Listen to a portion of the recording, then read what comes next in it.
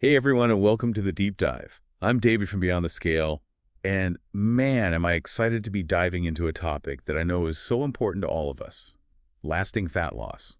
We see these crash diets all the time promising, like the world, Mhm. but we all know that they rarely work long term.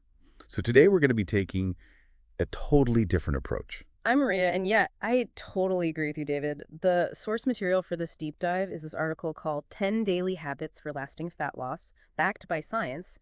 And when I saw that backed by science, I was really intrigued. Instead of quick fixes, it really emphasizes sustainable habits, which is a much healthier and realistic way to think about losing fat. For sure. It's about making changes that you can stick with that fit into your life, not turning your life upside down, Yeah. just to rebound later. Okay, Okay. so the first thing that really jumped out at me from the article was this focus on strength training. I used to think it was all about cardio, but this article makes the case that if you ditch strength training, you could actually be slowing down your metabolism. Yeah, and it's fascinating because when you lose weight without strength training, you're often losing muscle along with that fat. And muscle is the key to keeping your metabolism going. Muscle is metabolically active tissue, meaning it burns calories even when you're just sitting around. So the more muscle you have, the more efficient your body is at just burning fat. Gotcha. So it's not just about looking toned, it's like literally turning your body into a fat-burning machine. Yeah. But I gotta admit, sometimes I get a little intimidated by lifting weights. What does the article recommend in terms of strength training? It actually focuses on these things called compound exercises, which are really cool because they work multiple muscle groups all at the same time. So think things like squats, deadlifts, push-ups, movements that use like your whole body. And the great thing is you don't need a fancy gym or equipment. Even bodyweight exercises at home can be super effective. That's awesome to hear. Now, for those of us who are always super busy, the article also highlights HIIT, high-intensity interval training, as a really effective way to burn fat in a short amount of time. I've definitely heard of HIIT, but I'm not really sure how it works. So think of HIIT like this. It's a way to like trick your body into burning more fat even after you're done working out. So it's all about these short bursts of intense exercise followed by like quick recovery periods. So you know you're not only burning calories during the workout, but it keeps your metabolism elevated for hours afterwards. It's called the afterburn effect. So, like, even when I'm back at my desk, my body is still working hard to burn that fat. Yeah. I like that. Okay, but let's be honest. Sometimes the hardest part isn't the workout, it's those hunger pangs that can just totally derail us. Absolutely. And that's where protein comes in. This article really highlights protein as a secret weapon for managing hunger and supporting fat loss. Protein keeps you feeling full for way longer than carbs or fat because it just takes more energy for your body to digest. Okay, so protein helps us feel full, but how does it actually help us lose fat? So protein helps us preserve muscle mass, which we already know is like super important for a healthy metabolism. It also has what's called a high thermic effect, meaning your body actually burns more calories just processing protein compared to other nutrients. Really? So loading up on protein can actually help us burn more calories throughout the day. So how much are we talking here? How much protein should we be aiming for? The article suggests shooting for zero point 0.6 to 1.0 grams of protein per pound of body weight. So if you weigh, say, 150 pounds, that's about 90 to 150 grams of protein every day. Okay, so that's a good amount. How can we make sure we're actually hitting those protein targets? It's really all about just making smart choices throughout the day. Make sure you're including protein-rich foods with every meal, things like lean meats, fish, eggs, tofu, beans, lentils, and don't forget about snacks. Greek yogurt, nuts, even a quick protein shake can help keep you feeling satisfied between meals and avoid those energy dips that make you crave unhealthy things. Speaking of cravings, I think we all have those moments where we just give in to those processed foods, even though we know they're not doing us any favors. And this article really calls out processed foods as a major obstacle to lasting weight loss. And for good reason. They're often loaded with refined sugars, unhealthy fats, artificial ingredients that can really mess with your blood sugar levels. They increase inflammation, make you feel sluggish, and honestly, they're designed to be hyper palatable. They just trigger those reward centers in your brain and make you want to eat more and more. Wow. So they're literally working against us on like every level. Yeah. Okay, but let's be real. Processed foods are everywhere. They're so convenient. Does the article say we have to cut them out completely? It's not about being perfect. It's really about making conscious choices. So instead of trying to eliminate them, entirely focus on making gradual swaps. Like if you're used to reaching for a bag of chips, maybe try some fruit or a handful of nuts instead. I like that. That feels a lot more manageable than like overhauling my entire diet overnight. And the article also emphasizes meal prepping as a big part of avoiding those processed food temptations. Meal prepping is huge. Spending a little time on the weekend, planning and preparing your meals for the week can save you so much time and stress during the week. And it ensures that you have healthy home-cooked meals ready to go, so you're less likely to just grab something unhealthy when you get hungry. That's so true. I'm way more likely to eat healthy when I've got delicious food already prepped and waiting for me. Now let's talk about fiber. The article mentions fiber as a crucial part of a fat loss diet. I know it's good for our digestion, but how does it actually help with weight management? Fiber is like a superhero for your gut. It helps you feel full and satisfied. It does that by adding bulk to your meals, which slows down digestion. And that helps regulate your blood sugar levels and prevents those energy crashes that can lead to cravings. So basically, fiber helps us feel fuller for longer, which means we're less likely to overeat. Makes sense. What are some good sources of fiber we should be adding to our diets? You want to aim for a variety of fiber-rich foods throughout the day. Think fruits and veggies, especially ones with edible skins like apples and berries. Legumes like beans and lentils are also amazing sources of fiber. And whole grains like oats, quinoa, brown rice are great too. Awesome tips. Okay, Yeah. shifting gears a little bit, the article also talks about mindful eating, which I guess is about more than just what we eat, it's also about how we eat. Exactly. It's so easy to just get caught up in our busy lives and kind of eat mindlessly. Hmm. Not paying attention to what we're eating or how much. Mindful eating is about being present, savoring each bite, and really tuning into your body's natural hunger and fullness cues. I'm definitely guilty of mindless eating. It's so easy to just finish a bag of chips while watching TV and then you're like, wait, where did that all go? Oh yeah, we've all been there. The key is to slow down, eliminate distractions like your phone or the TV, and really just focus on the experience of eating. Notice the flavors, textures, aromas of your food. Chew it slowly and savor each bite. And that gives your body time to register those fullness cues so you stop eating when you're satisfied, not stuffed. This is making me realize how often I eat just out of boredom or stress, not even actual hunger. How can we get better at recognizing those emotional triggers? Before you grab a snack, just pause for a sec and ask yourself, am I actually hungry or am I feeling stressed or bored or lonely? And if it's not physical hunger, try finding another way to deal with that emotion, like going for a walk, listening to music, calling a friend. That's a great tip. It's about getting to the root of the problem, not just the symptoms. Exactly. Now, ready for another interesting connection? The article talks about the link between sleep and fat loss, something I didn't really pay much attention to before. Okay, I'm all ears. I'm someone who definitely sacrifices sleep to get things done, but now I'm starting to think that might be backfiring. Yeah. So how does lack of sleep affect our weight?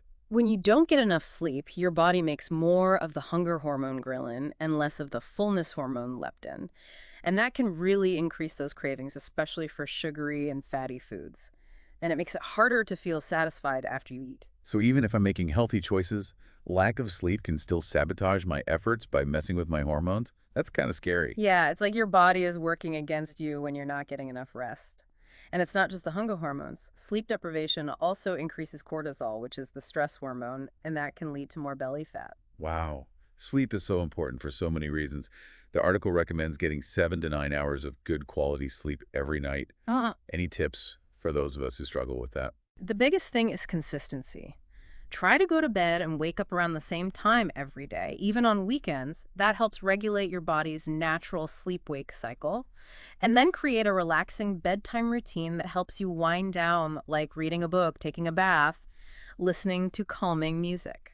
Those are great reminders. Mm. I think we really do underestimate the power of good sleep. Yeah, it really is the foundation of, a healthy lifestyle. And speaking of healthy habits, this article also talks about the importance of tracking, which I know can be kind of a, controversial topic for some people. I know some people find it super helpful and others feel like it can become an obsession. Oh, for sure.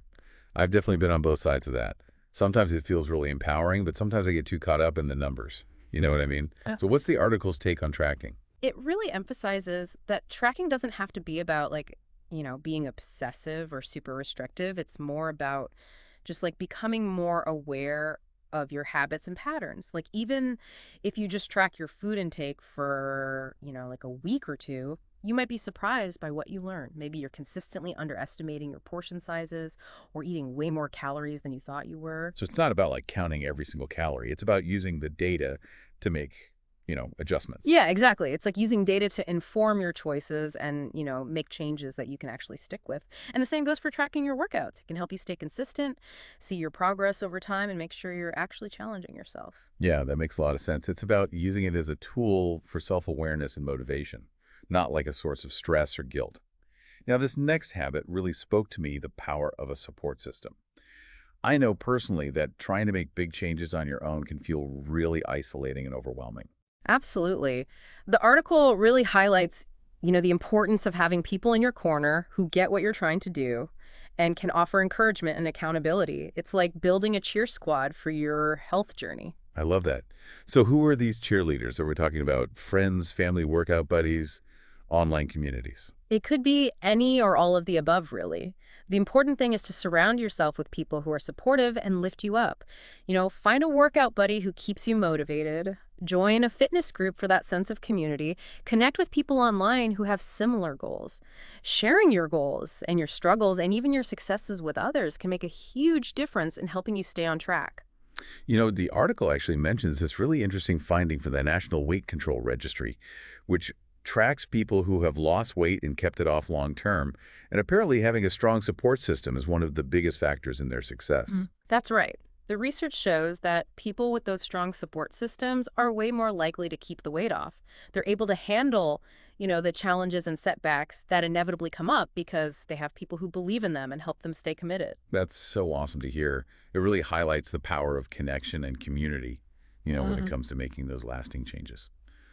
Okay, this last habit is a new one for me. It's called NEAT, which stands for non-exercise activity thermogenesis. So NEAT is basically all the movement you do outside of going to the gym or working out. Things like taking the stairs instead of the elevator or walking while you're on the phone, fidgeting, even just doing chores around the house. We're talking about like those little movements that we usually don't even think about. Exactly. And while they might not seem like much individually, they can really add up over time.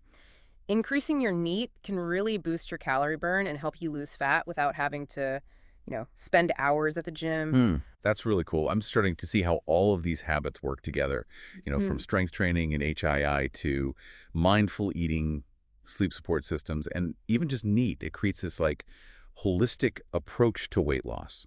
That's exactly what the article is getting at. It's not about, finding that one magic bullet. It's about creating a lifestyle that supports your overall well-being, both physically and mentally.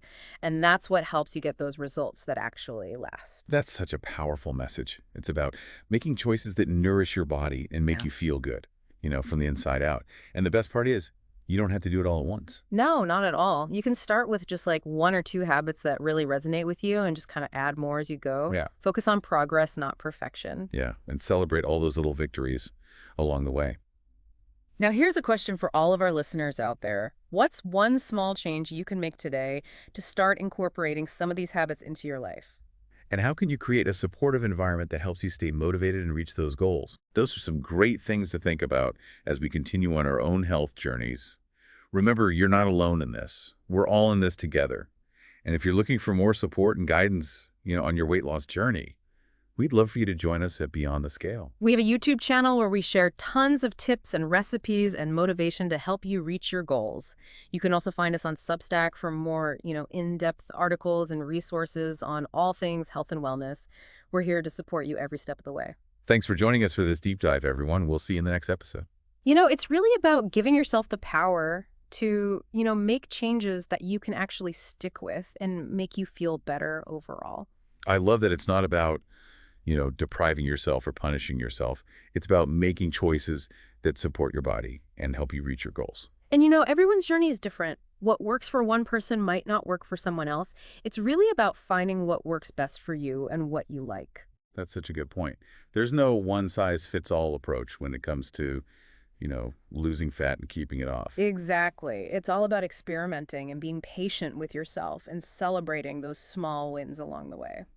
This deep dive has been so insightful. I feel like I have so many new tools and strategies for approaching fat loss in a way that's sustainable and empowering. Yeah, me too. Yeah. And I hope our listeners feel the same way. If you're feeling inspired and ready to take action, we encourage you to check out our YouTube channel, Beyond the Scale, and our Substack newsletter for more tips, recipes, and support on your journey. We're here to help you create a lifestyle that supports your health and happiness. Thanks for joining us for this deep dive into lasting fat loss. We'll see you in the next episode.